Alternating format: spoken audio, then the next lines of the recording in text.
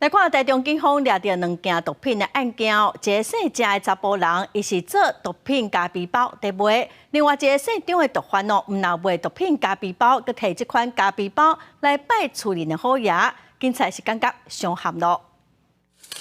涉事男子开着白色的轿车，拄倒来台中市乌里区的徛街，台中市刑大的员警马上也请甲警棍来围捕。趴下！趴下！趴下！你去趴下跳无？你去趴下跳无？警方得到消息，45岁涉性嫌犯组织贩毒集团，以知名药妆店负名，将家己的徛街当作毒品分装场，也佮买分装机甲封口机，将凯他命甲4甲基甲基卡系统毒品，以客户的需求伫外包装，印着一粒寿命伞，含笑半布灯、美国运通信用卡等特殊的字样。这里也有的吼。在这里啦。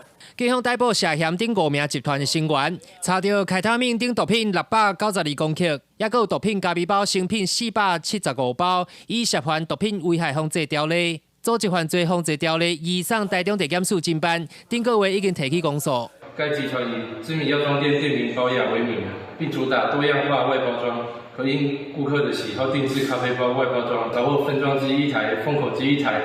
电子棒秤2台，咖啡包包装袋1批及相关的成品，共475包。少年诶，我也头前拜祭，你物件，我也会用来找你。我补充啊，我1万。好爷面头前放一个大纸袋啊，内底全部是毒品加皮包。住伫咧台中大理的28岁张姓嫌犯，也伫咧厝内分装毒品。警方上门搜索，看到伊摕毒品拜好爷，只会当害头。毒品咖啡包近500包，并遍布其住所所有空间。